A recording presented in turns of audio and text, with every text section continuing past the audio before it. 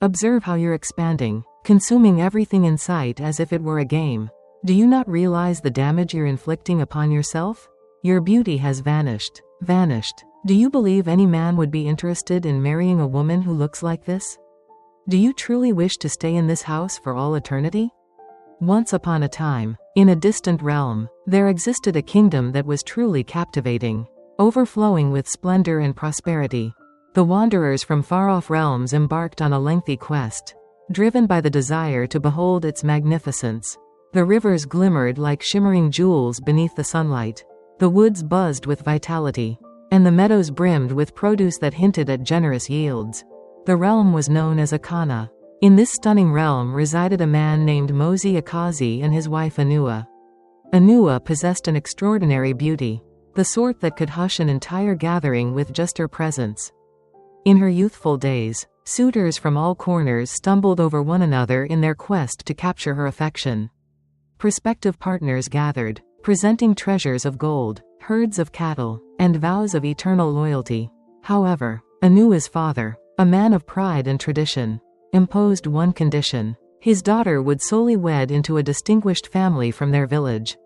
Upon Akoto's arrival, a striking young man in pursuit of Anua's hand, her father, enchanted by his allure and standing, swiftly granted his approval. However, what her father remained unaware of was the significant weight of debts that the Akoto family bore. Their affluence and standing were not as magnificent as they appeared, a reality concealed beneath a shroud of arrogance and deception. Mosi Akazi, nonetheless, was more than a figure defined by mere appearances. He was a valiant fighter, revered for his might and fearless spirit. His affection for Anua remained steadfast. He cherished her deeply, and together they created a haven brimming with joy and comfort. As time passed, Anua welcomed 3 lovely daughters into the world: Akio, Okio, and Achibi. Every girl filled her parents with boundless happiness. Their laughter danced through the air, creating a melody of joy that enveloped the cozy space.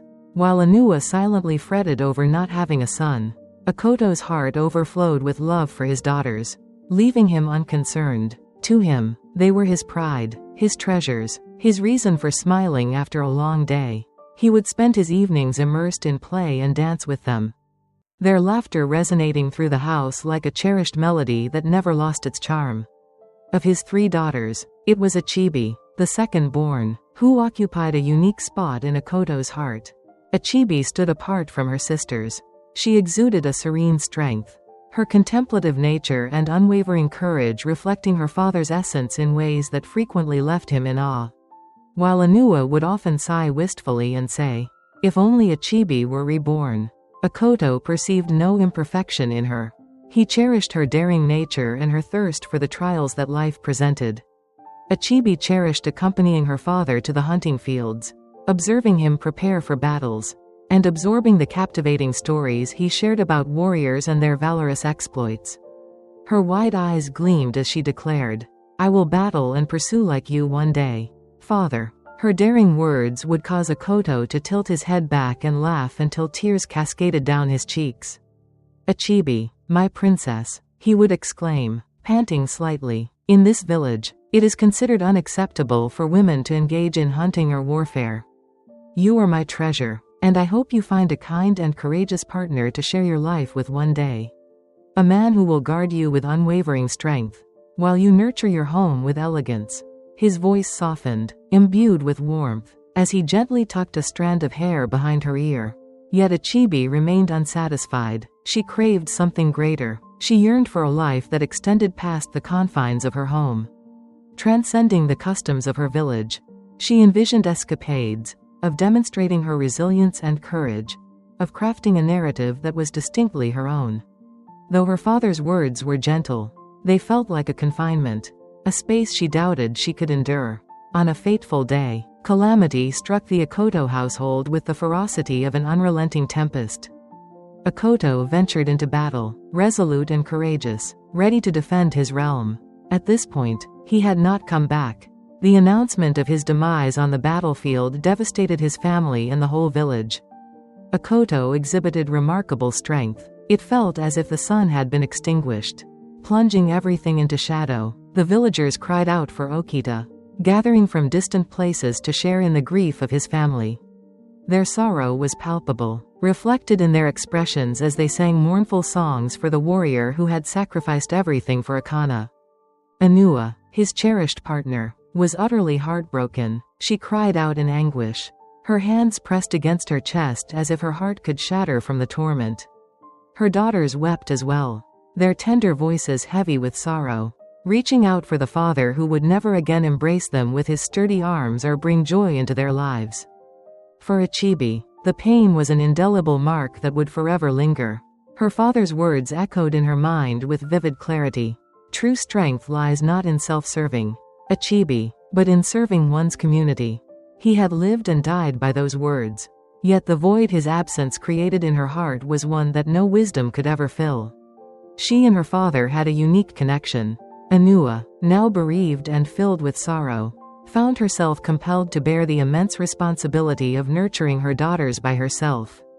The once vibrant abode, brimming with laughter and delight, now lay still, burdened by sorrow. Even amidst her sorrow, Anua made a steadfast decision to remain strong for her children. They were her everything, and she was resolute in her mission to provide them with a fulfilling life, regardless of the sacrifices required. As the years passed, the daughters of Akoto blossomed into breathtaking young women, their beauty radiating like precious red gems. Their presence in the village was undeniable. As they strolled through the streets, spirits lifted and murmurs trailed in their wake. Are they truly human, or could they be mermaids whispered about by the villagers from the depths of the water? Their skin exuded a smooth, radiant quality, reminiscent of the gentle glow of the morning sun. Their faces possessed a delicate symmetry, reminiscent of the work of a master sculptor.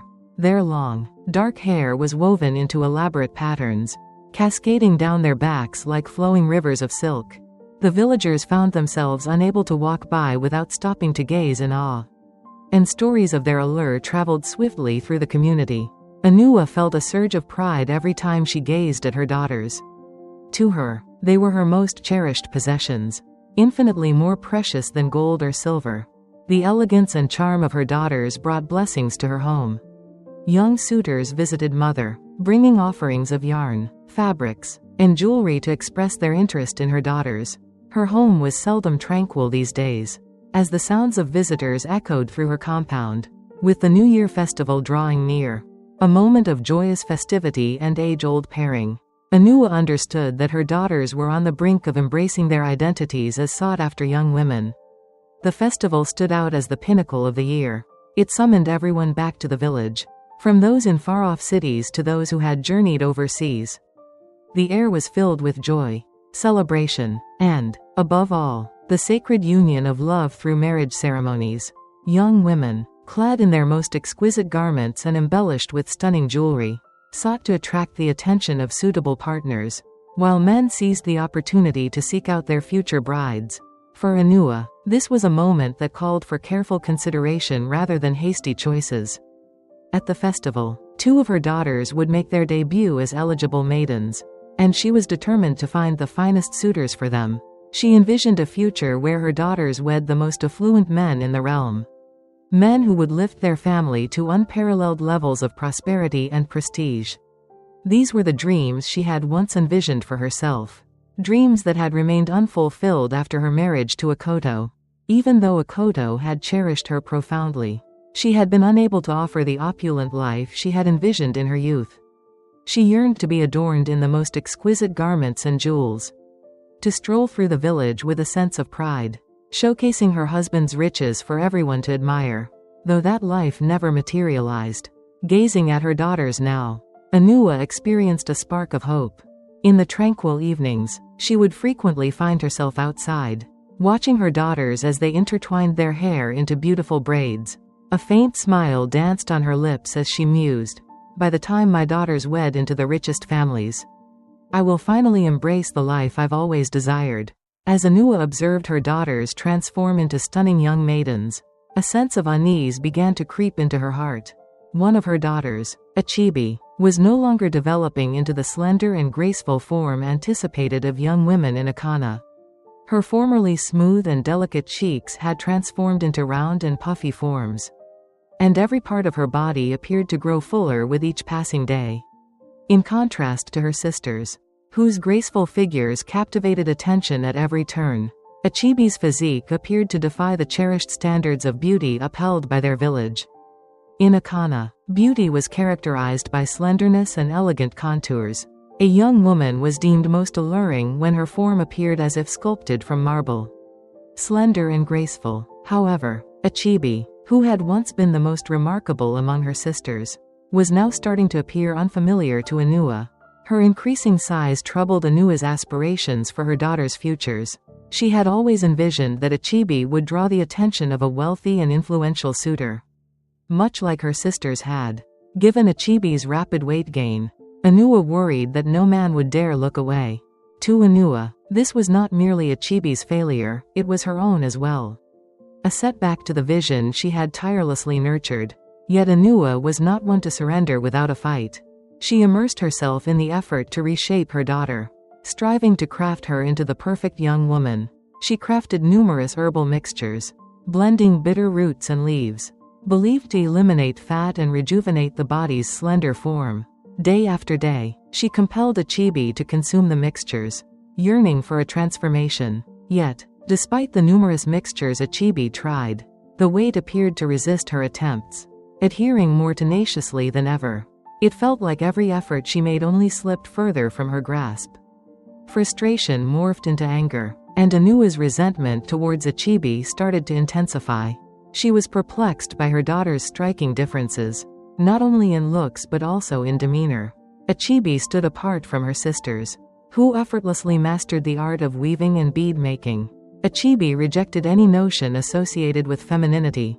Instead, she felt an irresistible pull towards pursuits that the village considered off-limits for women. Anua still felt a chill run down her spine as she recalled the day she discovered Achibi stealthily entering the forest with her father's hunting gun. Anua's scream pierced the air, reverberating throughout the compound. "Achibi, are you attempting to disgrace this family? Do you wish to be exiled? Hunting isn't meant for women," she shouted. Yet Achibi, resolute as always, met her gaze with a fierce defiance in her eyes. Achibi's defiance of the village's norms only intensified Anua's concerns. Whenever it was time to learn something new, Achibi would vanish into the forest, emerging hours later with mud on her feet and leaves tangled in her hair. As the New Year's festival drew near, a season when young maidens were introduced for marriage, Anua's anxiety soared to its highest point. 16 weeks were left, and Achibi's form was as full as always. Anua experienced the painful sensation of witnessing her daughter sabotage her own future right before her eyes. On a fateful afternoon, Anua came back from the market, weary and in a foul mood, only to discover Achibi lounging under a tree, munching away. A sudden break occurred within her. She observed with a furious expression. Her cheeks flushed, and tossed Achibi's food into the underbrush. Her voice cut through the air, harsh and relentless as she shouted, "Look at you, swelling up like a balloon, devouring everything in sight, like a fool. Do you not realize the damage you are causing to yourself? The essence of your beauty has faded away, vanished. Do you believe any man would be interested in marrying a woman who appears this way? Is this truly how you envision spending your days in this house? Alone and unfulfilled?" Achibi stood still, the words striking her with the weight of stones. Her mother's voice rang out, yet the ache in her chest resonated even more powerfully. Her eyes glistened with unshed tears as she spoke. "Mom, I can't control it. I hardly eat at all. Yet my weight keeps increasing." Her voice trembled, and tears cascaded down her cheeks. "I can't end my life. Mama, I'm putting in a lot of effort, but that doesn't imply I need to deprive myself of nourishment."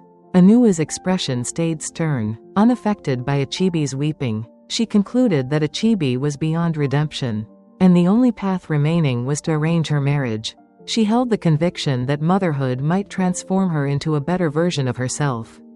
She shook her head and replied with a chill in her voice. "If starving is what it takes to prevent you from swelling like a pig, then so be it. The New Year festival is just 16 weeks away. In just 16 weeks, with Achibi, if you don't present yourself well by that time, I promise you won't stay in this house." or I will ensure your life becomes so unbearable that you'll wish you had never referred to me as your mother." Achibi wept for a long time after her mother had left in anger. Deep down, she loathed the changes occurring in her body. Yet despite her efforts, the weight stubbornly clung to her. The months appeared to rush past. And before long, the New Year festival was nearly upon us. The atmosphere buzzed with anticipation as the whole village geared up for the momentous event.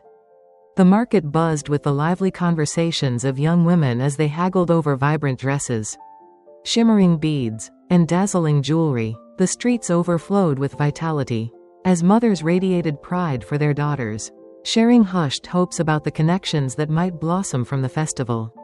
The air was filled with joy, affection, and the promise of fresh starts.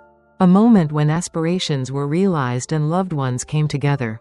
Yet within Anwa's home, the thrill was muted. Anwa approached the season with a sense of indifference. After months of effort and countless attempts, she found herself at a standstill, unable to help Achibi shed any weight. The concussions, the reprimands, the enforced fasts, it all seemed like yelling into the void. Achibi stayed unchanged, her size now a stark testament to Anwa's inability to mold her into the perfect maiden. With each passing day, Anwa's frustration deepened as she offered silent prayers, clinging to the hope that Achibi would discover a match at the festival. At this point, she had completely lost interest in the suitor's status or wealth. A miracle would be any man willing to take Achibi. She's already trouble, Anwa thought bitterly. No sensible individual would choose to wed a woman as large as Achibi. At last, the much-anticipated day of the festival had come. The village square burst with a kaleidoscope of colors, as maidens adorned in their most exquisite garments showcased jewelry that sparkled brilliantly in the sunlight. Uplifting melodies danced through the atmosphere as youthful individuals interacted, exchanging timid grins and soft-spoken dialogues. It was a day filled with joy, a moment to shape destinies, and a time for families to bask in their pride. Chinanye Achibi's elder sister radiated beauty. Her slender silhouette, glowing complexion, and assured smile captivated nearly every man at the festival. Numerous young men sought her attention, keen to earn her approval. After considerable thought, Chinanye selected a prosperous entrepreneur from a distinguished family in the village. A man residing in the city, vowing a life filled with ease and opulence. Anwa beamed with pride as she observed her daughter carve out a promising future. Yet, as Chinanye expressed his admiration, Achibi remained solitary. She seemed to have disappeared completely from the throng. No one came near her, not even to inquire about her name. Everywhere she moved, the burden of unspoken gazes followed her, accompanied by the whispers that trailed in her wake. "Who is that?" someone might murmur. "Whose daughter might she be?" another would inquire. Their voices dripped with sarcasm. With every fleeting second, Achibi felt his heart plummet further into despair. No one noticed her presence. She felt utterly alone. As the festival came to an end, Achibi stayed single, and Anwa's apparent frustration lingered in the air. As soon as she stepped through the door, chaos erupted. "I'm sure you're now happy, Achibi," Anwa shouted, her voice cutting through the air, laced with fury. "Your actions only serve to bring shame and disgrace upon this family. Observe your sister, she's about to wed a prosperous man, while you, the talk of the entire village, are constantly reminded of your weight. How can a young woman allow herself to grow so large? What man would ever choose to marry you?" Anwa's words pierced through Achibi's heart like sharp blades. Her eyes brimmed with tears as she listened, powerless to speak up for herself. She had caught the murmurs, noticed the glances, experienced the exclusion. She had never really thought her size was an issue until the festival. Until the way people gazed at her made it impossible to overlook. No man had ever uttered a word to her, not even a solitary one. She had even attempted to be cordial, offering greetings and engaging in light conversation. Yet it felt as though she were impervious and unwelcome. Achibi withdrew to her cherished place beneath the tree, in front of their hut, the spot where she once sat with her father during his lifetime. Her tears flowed as the recollections of his soothing voice and reassuring presence enveloped her thoughts. She contemplated what his words might have been in this moment. Would he have reprimanded her like a parent? Or would he have embraced her and assured her that she was sufficient, just as she was? The void within her heart deepened. As she came to understand she would remain in the dark, she experienced a profound sense of confinement within a body that eluded her command. In a world that seemed to reject her existence. And the most agonizing aspect was the overwhelming feeling of powerlessness. She found herself unable to resist. And it appeared that no one was inclined to offer assistance either. Achibi wept as the sun dipped below the horizon, her tears merging with the soil beneath her, conveying her sorrow into the stillness of dusk.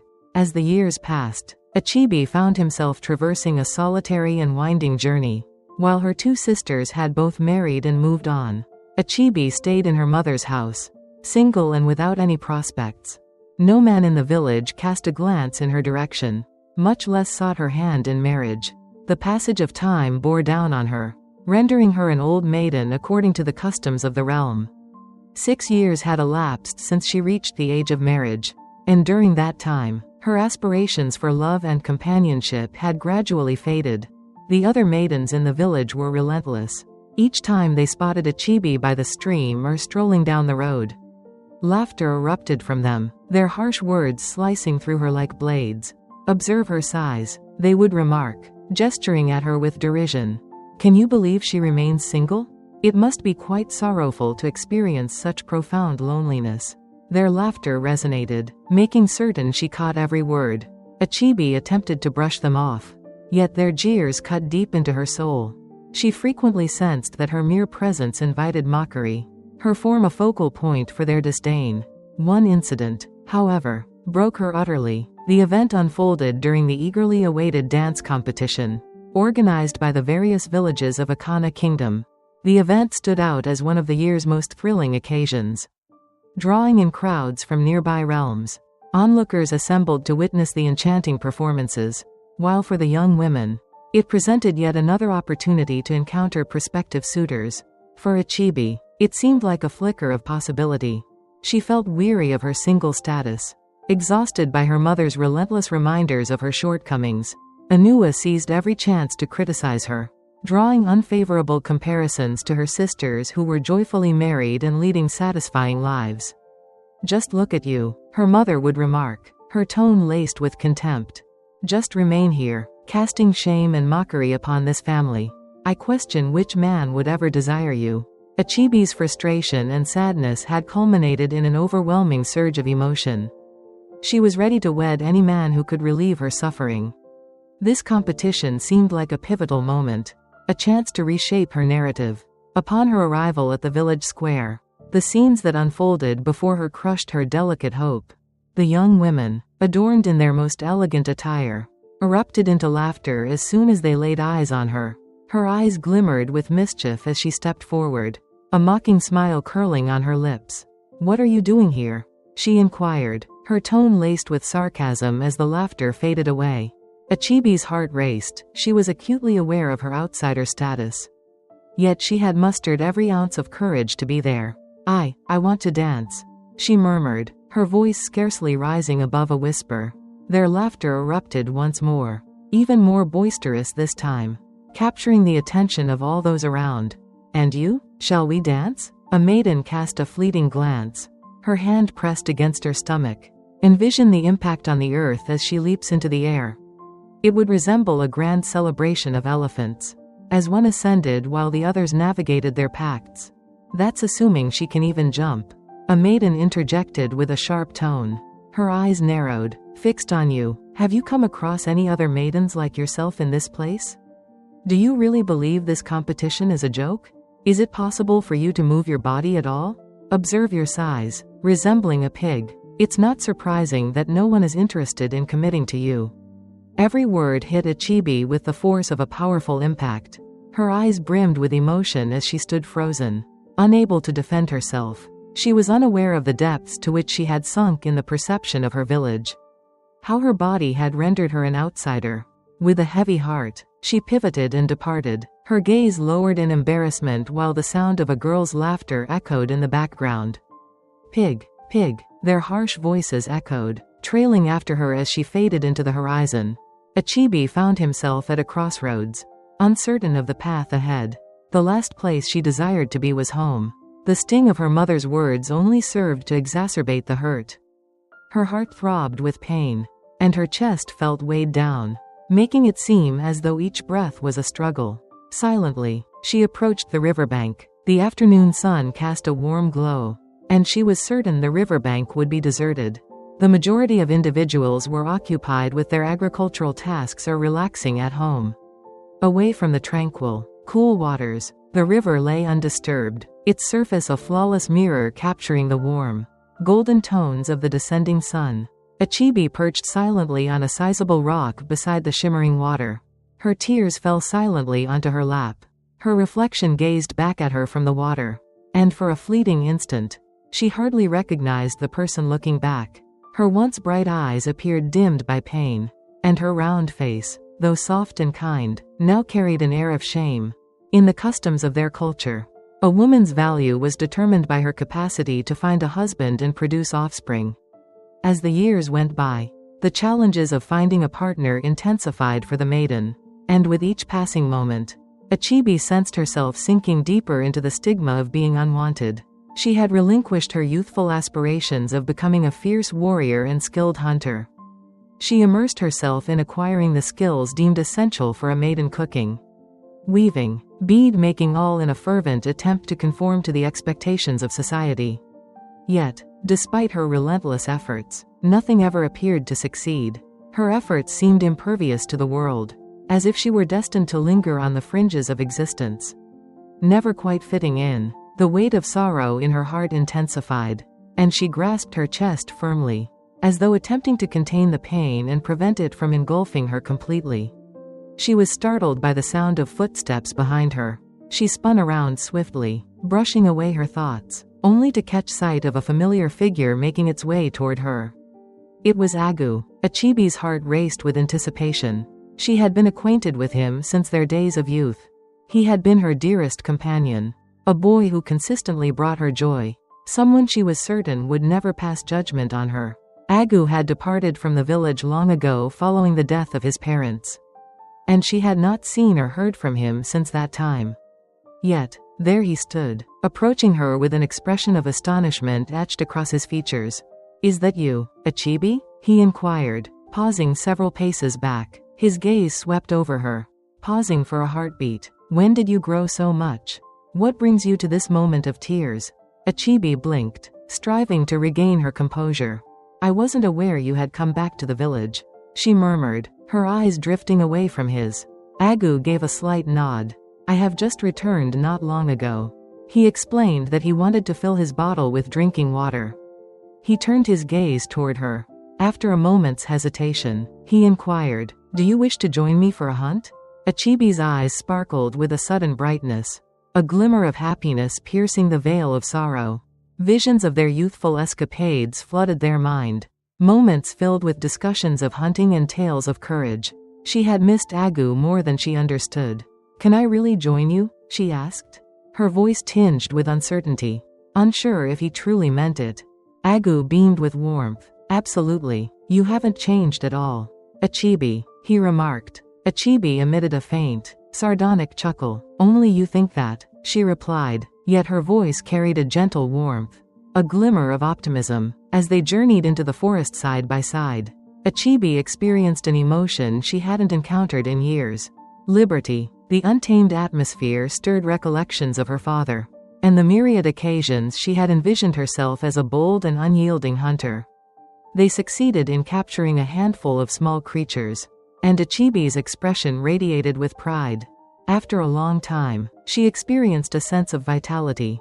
However, when Agu proposed that she bring some of the catch home, her smile wavered. With a resigned sigh, "My mother dismissed the idea entirely. Her disdain for me runs so deep that the mere mention of my hunting would send her into a frenzy, screaming loud enough for the entire village to hear, prompting the king to cast me out." Agu gazed at her, a contemplative look on his face. He understood the customs of their village, the restrictions that constrained women like Achibi. Yet he also perceived the spark within her that set her apart from all others. He finally said, "You are unique, Achibi. Few women possess the same level of courage that you do." Achibi cast a curious glance in his direction. I had no idea you were so passionate about hunting, she remarked. Agu let out a soft laugh. Initially, I didn't. My grandfather was an avid hunter, and he often brought me along on his adventures. As time passed, I grew to cherish it, and it evolved into my lifestyle.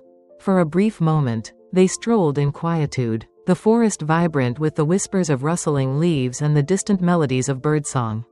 Then, Agu faced her, his expression shifting to one of gravity. I witnessed your tears by the riverbank. What made you cry, Achibi? He inquired. Achibi paused, her gaze dropping to the earth beneath her. You really don't want to know, she whispered softly. That's why I'm inquiring, Agu urged softly. If there's an issue, I'm here to assist. Achibi let out a heavy sigh, her shoulders drooping in defeat. Much has transformed since your departure, Agu, including me, she said, her voice quivering with emotion. Do I appear the same to you? Agu gazed at her for a moment, his brow furrowing. Are you referring to your body? He inquired. Achibi nodded, and before she could hold back, the tears started to stream down her face once more. You just don't understand, Agu. All of my friends have tied the knot, including my sisters. I stand alone now. I find myself in a solitary state now, and it seems no one desires my company. No one will ever want me, she sobbed, her voice trembling with the weight of years filled with frustration and heartache. Agu extended his voice, gentle and unwavering. Hey, please don't be upset, Achibi. Your beauty remains as radiant as I have always perceived it to be. Never allow anyone to diminish your worth. You just don't get it, Achibi said, her voice trembling with emotion.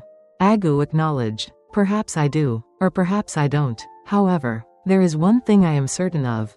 You're not by yourself. I have returned, and solitude will no longer be your companion. Engage in the pursuits that ignite your passion.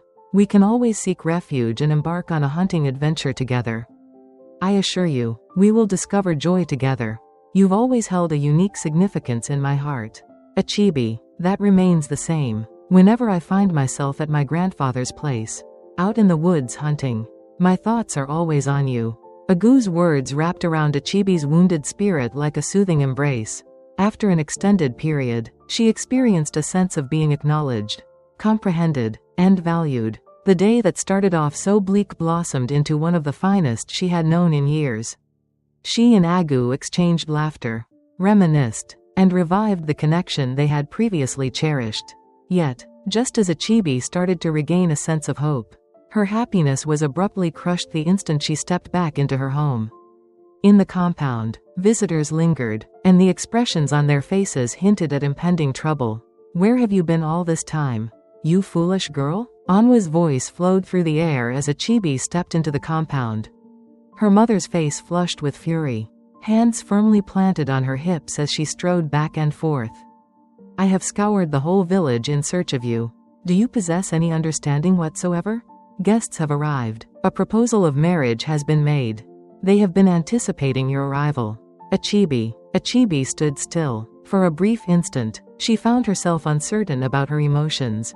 Should she feel joy that someone had finally come to seek her assistance?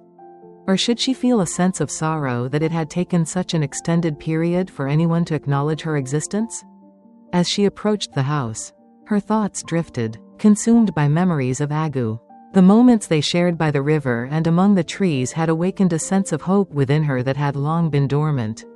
That evening, his words ignited a spark within her, leading her to ponder whether Agu might harbor feelings for her. She had feelings for him as well. Perhaps the cosmos had witnessed her sorrow today and chose to offer her a semblance of solace. She murmured a quiet prayer beneath her breath as she moved ahead. As soon as she laid eyes on her visitor, her heart plummeted like a heavy stone. In the heart of the compound, Oji, a man well into his 70s, occupied a wooden bench, his back curved with age. Wisps of thin gray hair adorned his head, and a walking stick trembled in his frail hands. Oji had no interest in romance. He found himself in this situation due to the necessity of having someone to care for him in his later years. Following the loss of his wife, Achibi stood there, frozen, her heart swelling with a tumultuous blend of rage and embarrassment. In silence, she pivoted on her heels and marched into her hut, the door crashing shut behind her. Anua was closely following her. "What do you believe you are up to?" She burst into the room, her voice ringing out. "Can you not catch a glimpse of yourself in the reflection? Observe yourself. Observe your size. What man in his right mind would choose to marry you?" Achibi's chest rose and fell with exasperation. "Mama, I won't marry Oji," she shouted, her voice quaking with fury. "Is this the extent of your disdain for me? I am just 26 years old. 26. Mom, are you really asking me to dedicate my life to someone who struggles to even walk?" Anua's voice took on a gentler quality, yet her tone held steady and resolute. "You ought to consider yourself fortunate," she remarked. "Oji possesses considerable wealth. He possesses great wealth. Should you choose to marry him, your life will resemble that of royalty. And observe him. His time is running out. Upon his passing, all of his possessions will belong to you. You will have what you need to enjoy a fulfilling life. Are you not able to recognize the potential here?" Achibi gazed at her mother, a mix of shock and disbelief washing over her, her hand quivering at the sight. "You are simply unbelievable, Mama," she said, her voice laced with bitterness. "I desire to marry a man I truly love, not a wretched, aging individual nearing the end of his days. Can you hear me? If you understand the origins of this venture, it's time to bring it to a close." Anua rolled her eyes, folding her arms across her chest. "Affection? Do you discuss affection? Do you genuinely believe you possess such a privilege? Which man would cherish you? Achibi? Examine your reflection. Do you really believe you have choices?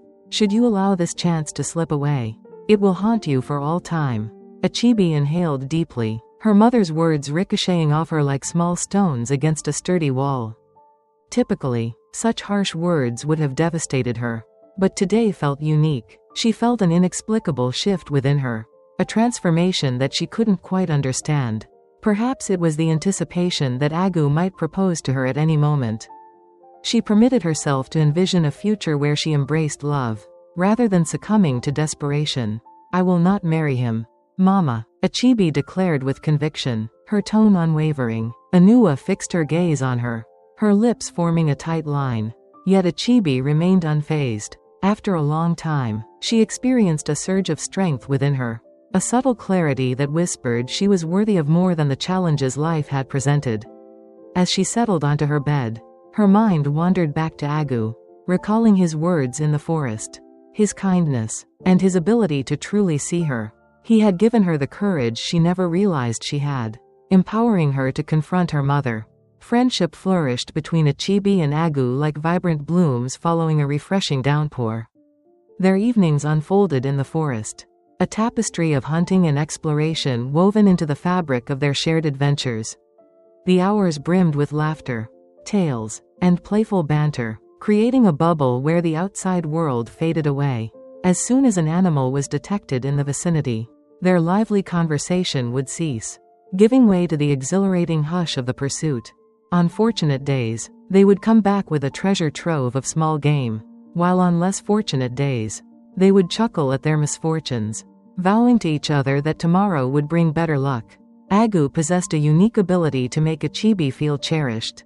Unlike any experience she had encountered previously, he frequently admired her strength and bravery, astonished by her boldness and the way she fearlessly traversed the wilderness. Achibi's heart swelled with every word he uttered. The way he gazed at her, the way his eyes held on when she smiled, filled her with the hope that he might be falling in love with her. She lingered, her heart racing with hope. For the moment he might invite her to be his own. As time went by, their bond blossomed into something genuine and exquisite, brimming with affection, joy, and unwavering commitments. Yet, on a particular day, an event unfolded that transformed everything. Achibi and Agu had plans to venture out for hunting and inspect their traps. When Achibi reached their meeting place, she discovered Agu looking pale and frail, propped up against a tree. "I'm not feeling well," he remarked. His voice was firm, urging Achibi, "Just check the traps so we don't lose any catches." Achibi agreed to go home and rest, then set off into the forest alone. She felt no fear. The forest, with its towering trees and murmuring leaves, embraced her like a familiar sanctuary. With each step, she exuded assurance, the lessons from her father resonating within her thoughts. She paused at the rock, the secret spot for their hunting gun, and gently retrieved it, brushing the dust from its barrel with care. Amidst the dense foliage of the forest, she approached one of their traps, only to be startled by a piercing, chilling scream that echoed through the trees. The scream was raw, piercing, and filled with urgency, sending chills coursing through her veins. A predicament had arisen for someone. Achibi felt a surge of panic, yet moved forward without a moment's pause. She dashed away, her heart racing in her chest. The cries intensified as she drew nearer, and upon reaching the origin of the disturbance, she came to a standstill.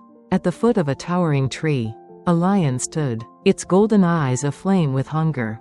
As it raked its claws against the trunk, attempting to ascend, high up in the branches, a man clad in regal attire clung desperately to a limb, his face drained of color as he let out a piercing scream.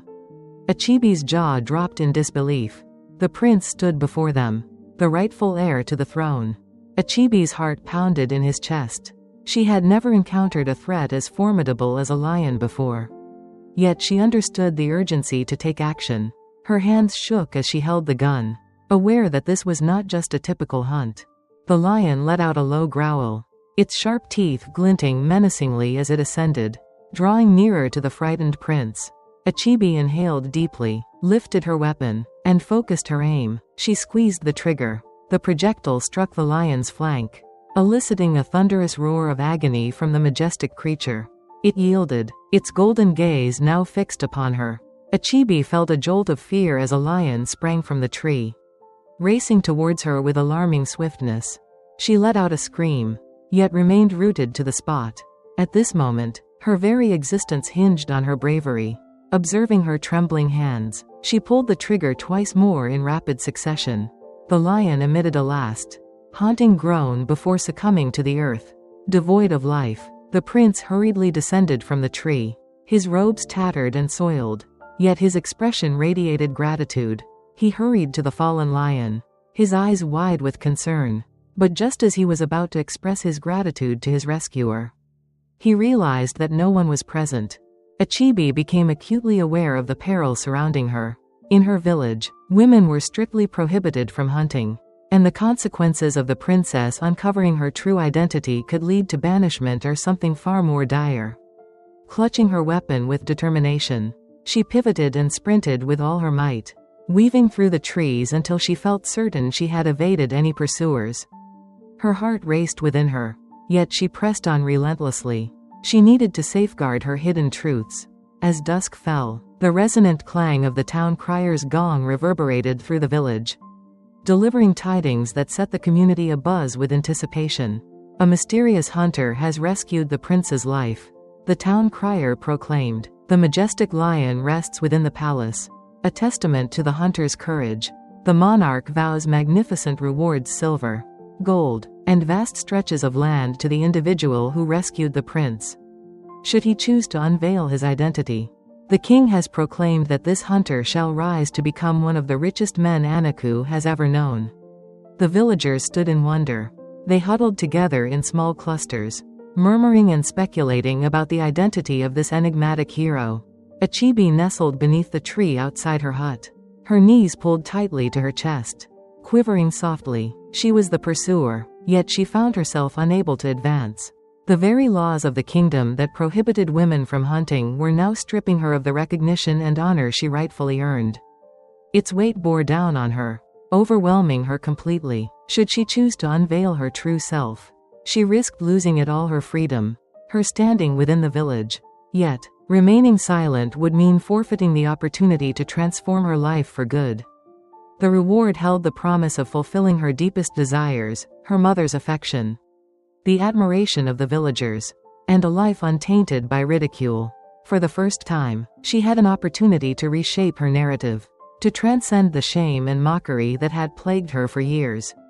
Yet, the danger loomed too large. The rules of Anaku were absolute, and she was acutely aware of the repercussions that awaited her defiance. She lingered in the shadows, quivering in the stillness. An idea flickered to life in her mind. A plan gradually started to take shape. Achibi's lips curved into a resolute smile. Achibi seized her lamp and sprinted with all her might toward Agu's hut. She felt a surge of excitement that was impossible to hold back. And she couldn't bear the thought of waiting until morning to express her feelings to him. The soft light of her lamp danced as she approached his modest hut. Pushing the door open and calling out with urgency, "Agu, Agu," she called, her voice filled with urgency. Agu lay on his mat, his face drawn and fatigued from the illness that had confined him indoors throughout the day. He gazed at the sound of her voice, gradually rising to a seated position, his weary eyes fixed on her. "Achibi, what seems to be the issue?"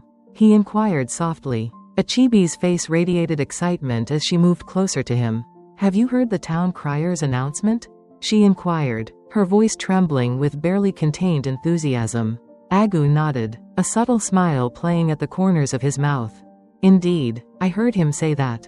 And it sparked a thought in me about whether this illness might be a stroke of misfortune. If only I had ventured into the forest today, I might have become the fortunate hunter. Envision the splendor. Achibi, I find myself endlessly curious about the identity of this enigmatic hunter who came to the prince's rescue." Achibi's smile wavered, her brow knitting together in concern. "Do you believe it's a male?" she inquired sharply, her tone laced with intensity. Agu blinked, perplexed by her tone. "Achibi, I didn't intend it that way," he said, his tone becoming gentler. "It's not meant to diminish you. I'm just pointing out that no woman would confront a lion by herself in the wilderness. Had it been us, we might have accomplished it side by side." Achibi's gaze sharpened. "So, you believe I lack the courage?" she urged, her tone elevating just a bit. Agu let out a sigh, his face reflecting both confusion and concern. "What seems to be the issue?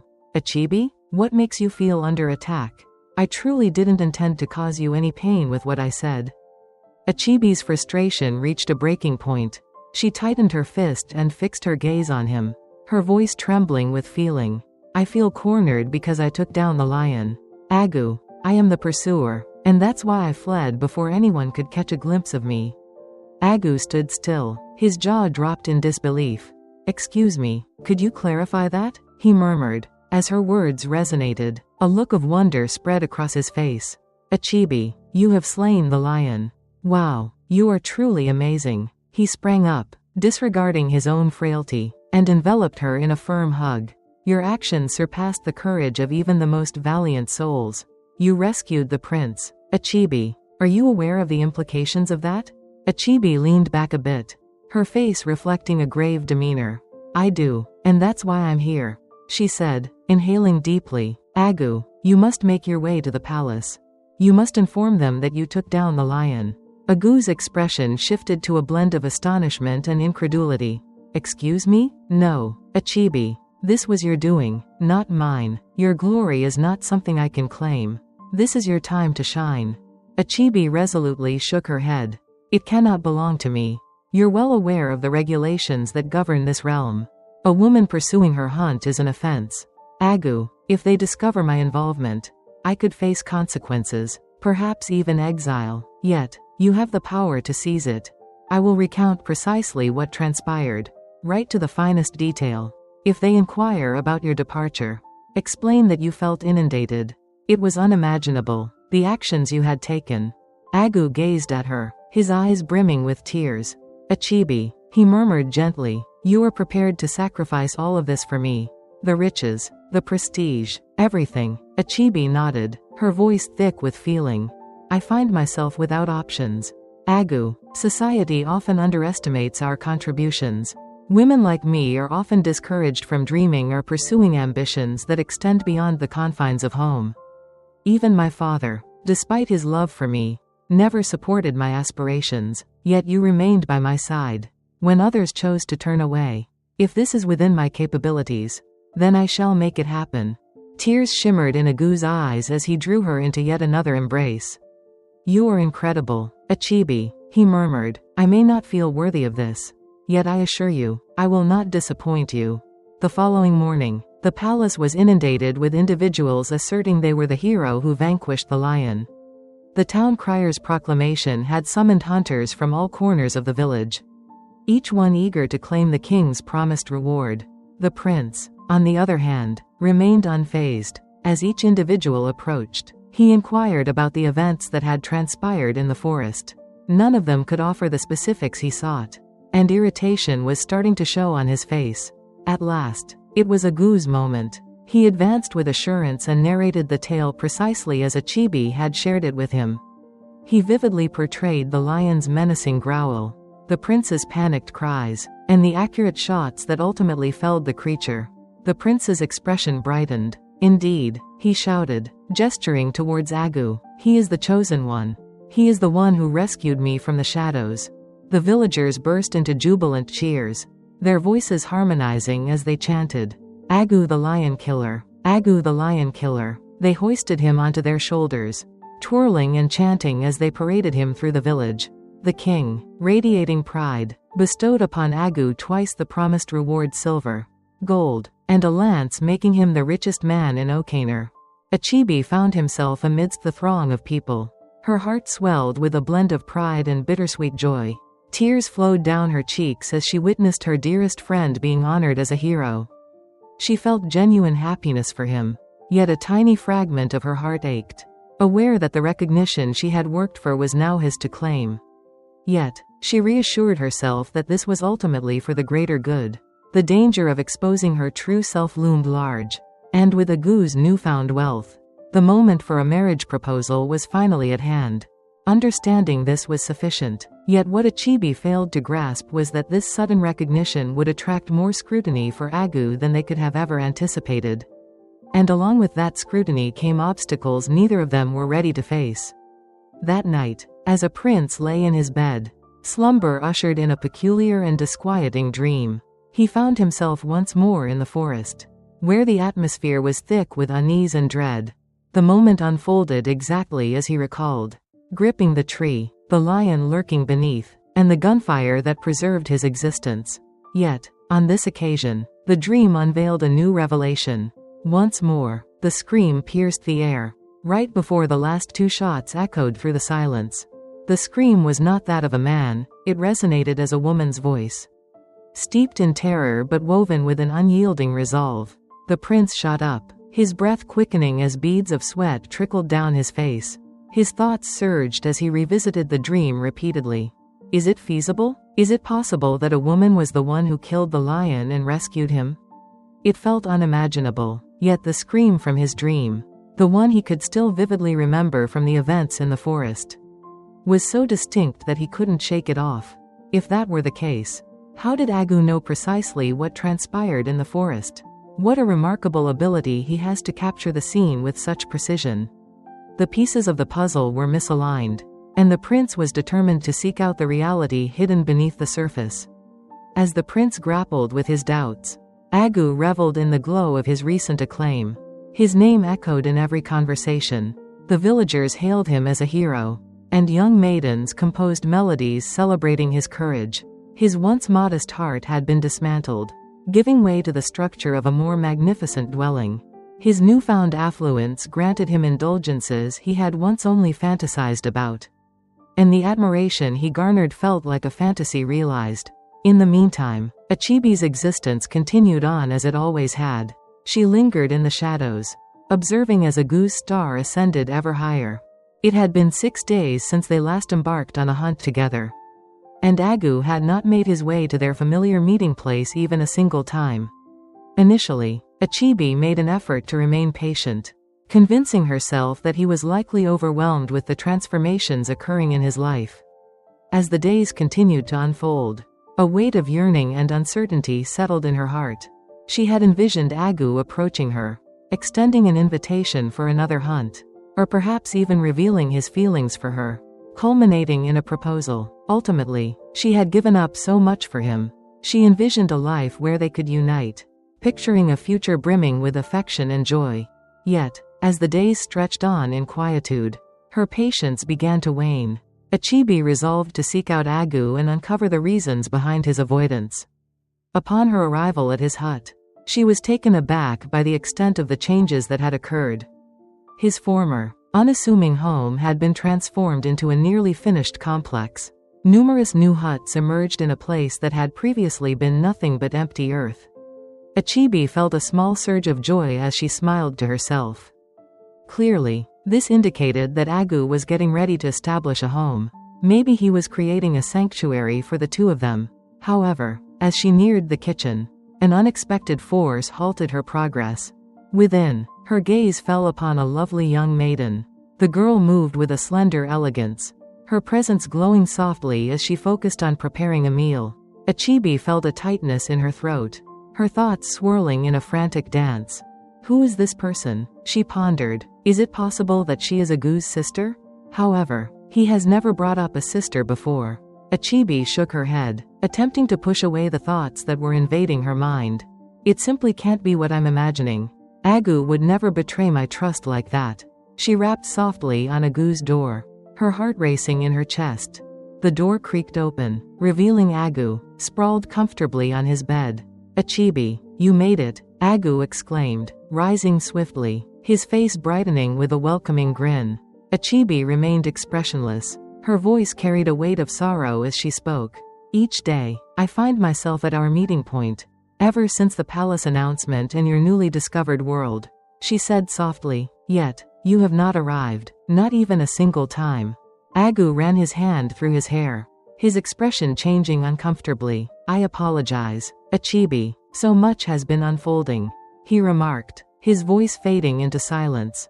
As he spoke, a young woman from the kitchen stepped into the hut, bearing a tray of food.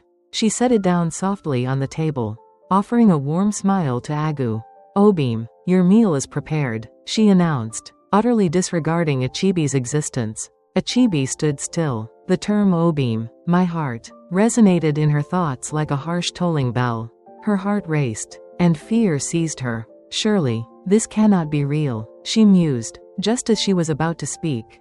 Agu's voice interrupted her swirling thoughts.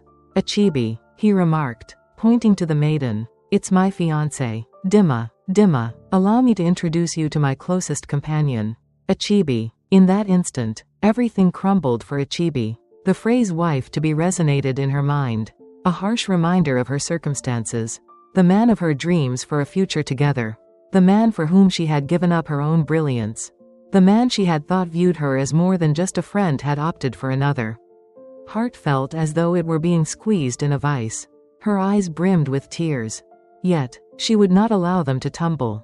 She refused to shed a tear. Not present. Not in their presence. Dima, positioned next to Agu, embodied qualities that Achibi lacked. Graceful, stunning, and self-assured. Achibi found it impossible to refrain from assessing their looks. She felt like a silhouette, positioned beside the brilliance of daylight. With a lump in her throat, Achibi whispered a soft, "Oh," before turning and striding quickly out of the hut. Achibi, wait, Agu called after her, sprinting out of the door. Yet Achibi pressed on. As she sprinted, tears cascaded down her cheeks, her heart shattering with every stride. The aspirations she had tended to with such care lay in ruins, supplanted by a sorrow so profound it constricted her very breath. Agu finally reached her in the center of the road. Though Achibi faced away, he could perceive the tremors of her shoulders as sobs coursed through her frame. As she pivoted to confront him, tears cascaded down her face, her eyes ablaze with a blend of anguish and rage. How could you, Agu? She demanded, her voice quivering with emotion. After all that we've experienced together, after everything we've exchanged, I believed you cared for me. Agu inhaled deeply, his face shifting between remorse and irritation. You've got it wrong, Achibi, he said softly, yet there was a hint of defensiveness in his tone. I hold you in high regard. Truly, but only as a friend. Merely a friend. Achibi's voice soared, her anguish spilling forth like a floodgate that had at last given way. But you don't perceive me in that manner, do you? That's not how I perceive you. Agu's expression stiffened, his voice taking on a cutting edge. Achibi, I never expressed my love for you. I never committed to anything. There was never any intimacy between us. His voice rose, brimming with frustration. Achibi's lips trembled as new tears cascaded down her cheeks. No, she never said it, she confessed, her voice trembling. Yet you evoked that feeling in me. Agu, your words, the intensity of your gaze, it all felt genuine. Agu shook his head, a bitter laugh escaping his lips. Achibi, those emotions were merely a product of your mind. My feelings for you were purely platonic. Wait, you thought I would marry you? He paused, disbelief clearly written across his face. Oh, Achibi, surely you understand me more than that. You know I've always envisioned myself with a slender beauty. Someone I could effortlessly lift. Someone who embodies delicacy and grace. Not. He paused, casting an uncertain glance her way before continuing with a light-hearted smile. Not someone of your stature. However, that doesn't mean you aren't stunning in your unique manner. Those words struck her like sharp blades, cutting deep into her heart. Achibi remained motionless, her hands quivering at the sight before her. She had faced years of ridicule and harsh words from those around her. But to hear this from Agu, the man she adored, the man for whom she had given so much, was simply intolerable. I believed you were someone else. Agu, she said, her voice trembling as she looked at him with wide, tear-filled eyes. I believed you recognized my true self, rather than just my appearance. Her voice trembled with anguish, and her chest constricted. Agu's expression wavered, yet he remained silent. His silence only intensified the pain in Achibi's heart. This was the man for whom she had sacrificed everything. The man she had trusted when the world appeared so harsh.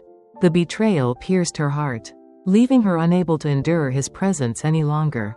In silence, Achibi pivoted and dashed away. She was unaware of her destination, and it mattered little to her. Her feet struck the ground with urgency as tears clouded her sight. All she desired was to break free, to flee from the embarrassment, the sorrow, and the anguish that loomed over her like a dark cloud. Weeks went by, and Agu still hadn't shown up to apologize or even check on her. Achibi spent her final days in sorrow, her heart shattering as she held onto the delicate hope that Agu would appear. Maybe to reveal that it had all been a cruel joke. Every day, she visited their hidden rendezvous in the woods, anticipating his arrival, yet he never showed up. It felt as though he had completely overlooked her presence. When the news finally reached her ears that Agu had married the maiden she had seen at his home, her world came crashing down. Tears flowed endlessly that night, and the harsh words her mother had often spat at her echoed in her mind. No one will ever see you as a partner for life. In the meantime, Agu's existence had undergone a total metamorphosis. In his new realm, he had forsaken the uncomplicated existence they had once known together. He had ceased to hunt, no longer dependent on the forest or the skills he had honed alongside it. Their friendship, once vibrant, had been overshadowed by his fame and fortune, leaving it as nothing more than a distant recollection. He basked in the glow of admiration and praise, while Achibi lingered in the shadows, overlooked and forgotten, heartbroken, frustrated, and engulfed in sorrow. Achibi sought solace in the one pursuit that had always provided her with peace: hunting. The forest, alive with soft whispers and caressing breezes, had forever served as her refuge. She delved into its depths, her gun in hand, meandering solitary among the majestic trees. A peculiar calm enveloped her, bringing a soothing tranquility. Within the forest, silence reigned, devoid of harsh whispers and derisive glances, offering nothing but liberation. On that day, fortune favored her. She successfully took down 2 bushmates, marking her first triumph in hunting for weeks. Yet, as she gazed at her prize, her elation morphed into resentment. Customs dictated that she could not take the creatures back with her. A woman on a hunt was deemed a transgression, and despite her remarkable achievement, she found herself unable to celebrate her triumph. Achibi settled onto a sizable stone, taking a moment to rest as she stared at her catch. Her heart weighed down with emotion. A voice emerged from behind her, shattering the stillness of the forest and catching her off guard.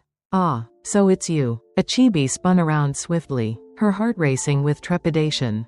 There, poised just a few steps away, was the prince. Her hands trembled as she gripped her gun, understanding that there was no escaping the truth of what he had just witnessed.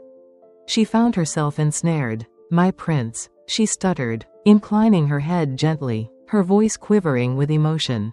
"I knew I wasn't wrong," Prince Dikachi stated, his voice steady and imbued with certainty. On that day in the forest, a woman's scream pierced the air. The voice was not that of a man. "Explain to me, what made you allow him to claim the honor?" Achibi stood still, her heart pounding as she gripped her weapon firmly. For weeks, she had sidestepped the reality of this moment, wishing her secrets would stay hidden.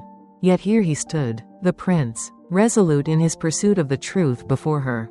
Prince Dikachi visited the forest daily after the lion attack, seeking clarity. With every passing moment, he yearned to see the enigmatic hunter who had come to his rescue. Yet, with each passing day, he discovered nothing, and uncertainty started to infiltrate his thoughts. Maybe he had conjured it in his mind. Maybe the scream was merely a fragment of the turmoil swirling within his mind. Today, he resolved that this would be his last effort.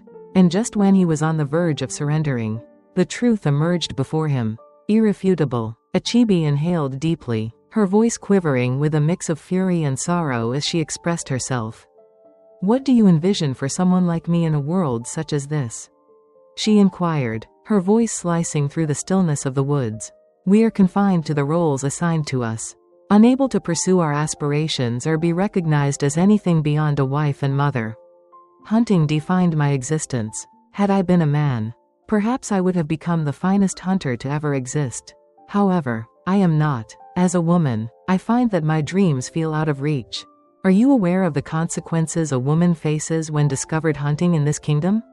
She is exiled, forsaken, and erased from memory." Achibi's voice resonated with increasing power as she pressed on. "I was unable to step forward and reveal myself as the one who rescued you. Can you grasp the significance that would have held for me? They might have labeled me a disgrace." Prince Ikachi absorbed every word, his gaze unwaveringly locked on her. He felt no anger. Indeed, he found himself unable to divert his gaze. Her courage and raw honesty captivated him, filling him with deep admiration. She faced him, resilient and unwavering, even with the weight of her suffering. Her words resonated within him, each infused with the melancholy of a dream unfulfilled. When he finally spoke, his voice carried a gentle, almost sacred quality. "Had you possessed the courage to step forward and seize your reward, you would not have faced exile. Are you aware of your actions, Achibi? Your actions were a true turning point for me. I am deeply grateful to you. Your bravery surpasses anything I could have ever envisioned in a woman. You confronted the lion, Achibi. You absolutely nailed it. That's an act that even the mightiest in this village would hesitate to undertake. What I mean is everyone here." Achibi gazed at him, a look of incredulity painted on her features. Did the prince truly utter those words to her? The very woman who had faced mockery and ridicule for nearly her entire existence. "What happens now?" she whispered, her voice a mere breath. Before the prince could reply, a sudden clap of thunder shattered the silence, succeeded by a torrential downpour of rain. The heavens unleashed their fury, soaking them within moments. Achibi gasped in surprise and, acting on instinct, leapt into the prince's embrace, yearning for solace from the storm she had always dreaded. In that instant, time appeared to freeze. The prince embraced her tightly, his heart racing within him. With the rain cascading around them, he became entranced by her gaze. Their gaze, a blend of fear and sorrow, yet brimming with resilience, held him spellbound. He had never encountered a woman quite like her before. Bold, yet gentle, powerful, yet open. She was incredibly beautiful, he murmured, his voice just above the sound of the rain. Achibi's breath caught in her throat, her cheeks turning a deep shade of crimson. "No one has ever looked at me like that," she murmured, her voice laced with a hint of sorrow. "Those words have never been spoken to me." The prince softly swept a damp lock of hair away from her face, his finger pausing for just a heartbeat. "How could they have been so oblivious?" he whispered, their gazes intertwined, and he noticed the tears shimmering in her eyes, merging with the falling rain. "There is nothing to be seen in me, unloved," Achibi remarked, shaking her head. "No one has ever desired me. Behold me, an old maiden, heavy and weighed down by dreams that shall forever remain unfulfilled." Her tears flowed unrestrained, blending seamlessly with the falling rain. Prince Dikachi gripped her firmly, his voice a blend of strength and tenderness. "You have no idea just how mistaken you are. I've always envisioned discovering someone like you. A daring individual, one who refuses to allow the world to dictate her identity. Such courage, just like yours. In my eyes, you are flawless, exactly as you are." Achibi gazed at him, her thoughts whirling. She had spent her entire life convinced of her unworthiness of love. Yet here stood the prince, the heir to the throne, gazing at her as if she were the sole person in existence. "I can't believe I didn't meet you sooner," he continued, his voice heavy with feeling. "I've been on a quest, a relentless pursuit, and it dawned on me that you were the one I sought all along. Having discovered you, I believe there's no way I could ever part with you. I'm enchanted by you, Achibi." Achibi's eyes brimmed with new tears. Yet this time, they were not merely tears of sorrow. She was at a loss for words. "How can this possibly be real? You must claim your honor," the prince said, his voice unwavering. "The villagers deserve to uncover the truth. You are an extraordinary woman, Achibi. You are the champion who transformed my existence." Panic danced in Achibi's eyes. "But what of Agu? He is my closest companion. I requested that he accept the honor. I won't allow him to face consequences for this." The prince inclined his head, his demeanor serene. They assured her that Agu wouldn't face any punishment. "It's clear that everyone is aware it was you. This is rightfully yours, Achibi. It is essential that you are recognized for your true self." Achibi gazed at him, her heart in turmoil. For the first time in her life, someone genuinely recognized her essence. Several weeks later, the village of Anaku burst forth in exuberance and festivity. The atmosphere buzzed with the rhythm of melodies, the beat of drums, and the joyous laughter of the townsfolk. Vibrant ribbons decorated each corner of the palace, dancing in the soft breeze, as performers moved elegantly to the beat of the melody. The event was truly remarkable. The prince, their cherished Prince Dikachi, was uniting in marriage with Achibi. Indeed, Achibi, the very girl whom the villagers had ceaselessly ridiculed for her weight. The girl they had overlooked, deemed unworthy of affection or notice. A girl who had been regarded as an outsider. Today, she reigned supreme. The tale of her bravery in rescuing the prince had circulated rapidly, transforming the disdain she previously faced into reverence and esteem. Achibi's courage not only preserved the prince's life but also broke the chains of tradition that had constrained the women of Anaku for generations. Thanks to her, other women now found the courage to envision a life that extended beyond the confines of their homes. A journey filled with liberation, bravery, and meaning. In the heart of the Grand Palace compound, Achibi and Prince Dikachi swayed together, their connection radiating with an unmistakable warmth. The prince's gaze remained fixed on hers, his smile radiant and brimming with pride. He embraced her tightly as they swayed in unison, the surroundings dissolving into nothingness. In that moment, it became evident to everyone present that this was not merely a union of convenience, it was a union rooted in love. The monarch, perched upon his regal seat, observed the pair with an unyielding smile that lingered on his lips. He had never witnessed such joy in his son before. He was in awe of Achibi's strength, her kindness, and the profound impact she had on not only his son but also an entire kingdom. She had demonstrated that a woman could embody so much more. In the corner of the compound, Anua sat in silence, gently wiping away the tears that stained her cheeks. She was utterly astonished by what unfolded before her eyes. In her most fantastical imaginings, she could never have foreseen that one of her daughters would ascend to the throne. Especially Achibi, a child she had once overlooked, reprimanded, and failed to value. Anua felt a deep pang of remorse as memories of her mistreatment of Achibi flooded her mind. Yet, Achibi, with her kind nature, had offered her nothing but affection. Achibi was never one to harbor resentment, nor did she respond to her mother's bitterness in kind. She had always possessed a gentle and understanding nature. Anua longed to have been a more nurturing mother. Agu lingered in the shadows on the far side of the compound, his gaze unwaveringly locked on Achibi. His chest felt burdened as he observed her twirl with the prince. Memories of his betrayal flooded his mind, and guilt enveloped him like a heavy, suffocating blanket. Achibi had once held a deep affection for him, a genuine love, yet he had been too oblivious, too consumed by his own desires to recognize it.